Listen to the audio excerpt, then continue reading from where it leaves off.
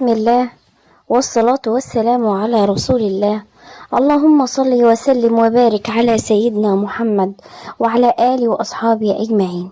النهاردة هنتكلم عن موضوع مهم جدا، اللي بيقولك لو صحيتي الساعة 5 الصبح انت كده هتنجحي. خليني أكون صريحة معاكي من البداية. فكرة ان الساعة 5 الصبح بيساوي نجاح مش سحر ولا قانون ثابت.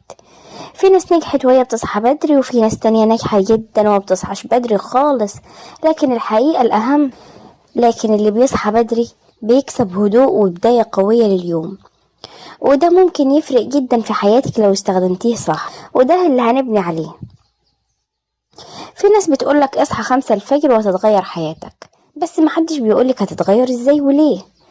خلينا اسألك سؤال بسيط: كم مرة صحيتي بدري ورجعت تنامي، او صحيتي وما كنتيش عارفة تعملي ايه؟ المشكلة مش في الميعاد، المشكلة في انت هتعملي ايه في الوقت ده.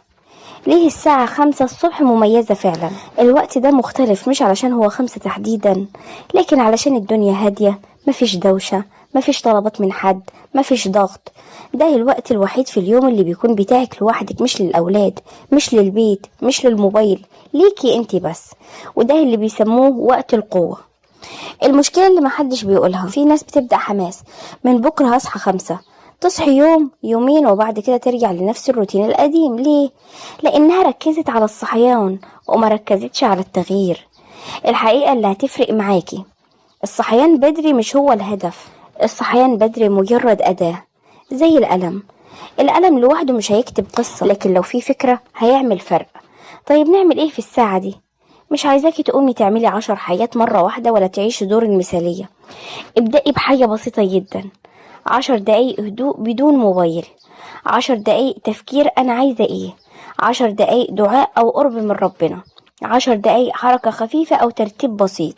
ساعة كاملة هتعدي وانتي حاسة انك سيطرتي على يومك من بدري. ليه ده ممكن يغير حياتك فعلا؟ لأن أغلب يومنا بيكون رد فعل، بنرد على طلبات ومشاكل وضغط، لكن الساعة دي انت اللي بتقود اليوم مش هو اللي بيقودك. تحذير مهم جدا: لو انت بتنامي 3 أو 4 ساعات بس والساعة 5 هتزود تعبك، يبقى كده مش هتنجحي، كده بتأذي نفسك. النجاح مش انك تصحي بدري، النجاح انك تكوني مرتاحة وقوية. بداية حقيقية مش مثالية، مش لازم تصحي 5 مرة واحدة. ممكن تبدأي ب7 الصبح، بعدين 6، بعدين 5:30، وبعدها 5. التغيير التدريجي هو اللي بيكمل مش الحماس المفاجئ. مش كل اللي بيصحى 5 الصبح بيكمل، لكن في ناس بتصحى بدري وبتثبت. ليه؟ علشان عندها سبب أقوى من النوم. البداية الحقيقية صلاة الفجر. خليني أقولك بصراحة، لو صحيتي بدري علشان تنجحي ممكن تكسلي، لكن لو صحيتي علشان تصلي قلبك هو اللي هيصحيكي. صلاة الفجر مش بس عبادة، دي إعادة تشغيل ليومك كله، بتديكي هدوء وبتديكي طاقة مختلفة، بتحسي إن يومك فيه بركة. في فرق كبير بين واحدة قامت علشان تعمل روتين وواحدة قامت علشان تقف بين إيدين ربنا. ليه ناس كتير مش بتعرف تقوم الفجر؟ مش عشان مش عايزين، لكن عشان بيناموا متأخر، ماسكين الموبايل لآخر لحظة، مفيش نية واضحة، مفيش سبب قوي. الحقيقة المؤلمة، احنا بنقوم للحاجات اللي بنحبها فعلا. ازاي تقوم للفجر فعلا؟ مش بالكلام، بالفعل. اول حاجة، نامي بدري غصب عنك في البداية، حتى لو مش جايلك نوم. اقفلي النوم واهدي، الجسم هيتعود. اقفلي الموبايل قبل النوم بساعة، ده اهم قرار. الموبايل هو اكبر عدو للفجر. حط نية واضحة قبل ما تنامي، قولي انا هصحى اصلي الفجر، مش مجرد كلام، احساس من جواكي. اول ما تصحي قومي فورا، مفيش 5 دقايق كمان، الدقايق دي هي اللي بتضيع كل حاجة. بعد الفجر هنا يبدأ الفرق. بعد ما تصلي عندك اختيارين: اول حاجة ترجعي تنامي، 2 تبدأي يومك. لو قدرتي تقعدي حتى نص ساعة بس، ذكر، دعاء، هدوء، تفكير، هتحسي انك اتغيرتي من جوه. لحظة الصدق، في ناس بتقوم الفجر وترجع لنفس حياتها، في ناس بتقوم الفجر وتبدأ تتغير. الفرق مش في الصلاة بس، الفرق في اللي بيجي بعدها. سر الاستمرار، مش كل يوم هيكون سهل، هيجي ايام تقومي بالعافية وايام تفشلي، بس اهم حاجة ما تبطليش تحاولي. حتى لو وقعتي ارجعي تاني، حتى لو يوم ضاع اليوم اللي بعده اهم. رسالة ليكي: مش الهدف انك تبقي مثالية، الهدف انك تبقي قريبة من ربنا وقريبة من نفسك. لو قدرتي تثبتي على الفجر هتلاقي باقي حياتك بتتظبط واحدة واحدة. انتي دلوقتي بقيتي تصحي للفجر، ودي خطوة عظيمة جدا. بس السؤال الأهم، تعملي ايه بعد الفجر علشان حياتك تتغير؟ لان الحقيقة ببساطة ناس كتير بتصلي وترجع تنام، فما بيحصلش فرق. اول ساعة بعد الفجر بيساوي اخطر ساعة في يومك. الساعة دي يا اما تبني يومك يا اما تضيعي كل اللي عملتيه، فلازم تكون واضحة قدامك من الاول. نبدأ بايه بعد الصلاة؟ اول حاجة، ما تمسكيش الموبايل. ابدأي كده بذكر بسيط من 5 ل10 دقايق، استغفار، تسبيح، دعاء. خلي قلبك يهدى قبل ما تبدأي اي حاجة. القرآن يبدأ من امتى؟ على طول بعد الذكر، مش لازم جزء كامل وتضغطي على نفسك. ابدأي بصفحة او حتى نص صفحة او 10 دقايق بس، المهم الاستمرار. القرآن في الوقت ده بالذات بيكون مختلف، هتلاقي تركيزك اعلى وقلبك حاضر، ومع الوقت هتزودي لوحدك. بعد كده دقيقة ترتيب افكارك، اقعدي مع نفسك 5 دقايق بس، اسألي نفسك انا عايزة اعمل ايه النهاردة، اهم 3 حاجات بس مش 10، 3 بس. ده بيفرق جدا في انك ما تتشتتيش. طيب التنظيف يبدأ من امتى؟ بعد ما تخلصي الجزء الروحي والعقلي. يعني الترتيب الصح بيساوي صلاة، ذكر، قرآن، تفكير. بعد كده يبدأ التنظيف.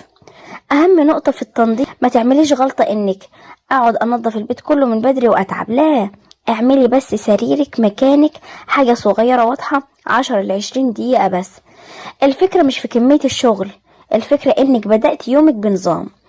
الغلطة اللي بتبوظ كل ده انك تحاولي تعملي كل حاجة مرة واحدة، قرآن كتير، تنظيف كتير، مهام كتير، فتتعبي وتبطلي. الروتين البسيط القابل للاستمرار، خلي يومك بعد الفجر كده صلاة الفجر، ذكر هادي، قرآن بسيط، تحديد يومك، ترتيب خفيف، ساعة أو ساعة ونص بالكتير، وبعدها كملي يومك عادي جدا. إحساس مختلف هتحسيه، هتلاقي نفسك أهدى، مركزة، مش متلخبطة، عندك طاقة، والأهم حاسة إنك ماسكة حياتك بإيدك. رسالة أخيرة، مش لازم تبقي مثالية ولا كل يوم يمشي صح، بس لو قدرتي تثبتي على الفجر وقرآن بسيط وبداية هادية وذكر، صدقيني حياتك هتتغير واحدة واحدة من غير ضغط ومن غير ما تحسي. وفي النهاية خلينا نتفق على حاجة مهمة جدا، مش الساعة 5 هي اللي هتغير حياتك، ومش مجرد انك تصحي بدري هو السر. السر الحقيقي انك تصحي لنفسك. يعني يمكن تكوني حاولتي قبل كده وفشلتي، يمكن بدأتي يومين وبطلتي، ويمكن حاسة ان الموضوع صعب، بس الحقيقة التغيير مش بيجي مرة واحدة ولا بيجي بالكمال، بيجي بالمحاولة كل يوم من جديد. انت مش محتاجة تبقي نسخة مثالية ولا تعملي كل حاجة صح، انت بس محتاجة تصحي الفجر على قد ما تقدري، تقربي من ربنا حتى بخطوة صغيرة، تفتحي يومك بهدوء بدل الضغط، تعملي حاجة بسيطة لنفسك قبل اي حد. الساعة دي مش مجرد وقت بدري، دي لحظة صدق بينك وبين نفسك، لحظة بتقولي فيها أنا عايزة أبدأ من جديد. افتكري دايما مش كل يوم يبقى سهل ومش كل يوم هتنجحي، بس طول ما انت بترجعي تحاولي انت كده بتتقدمي. يمكن أول يوم تصحي بالعافية، تاني يوم تتأخري، تالت يوم تنجحي، عادي جدا.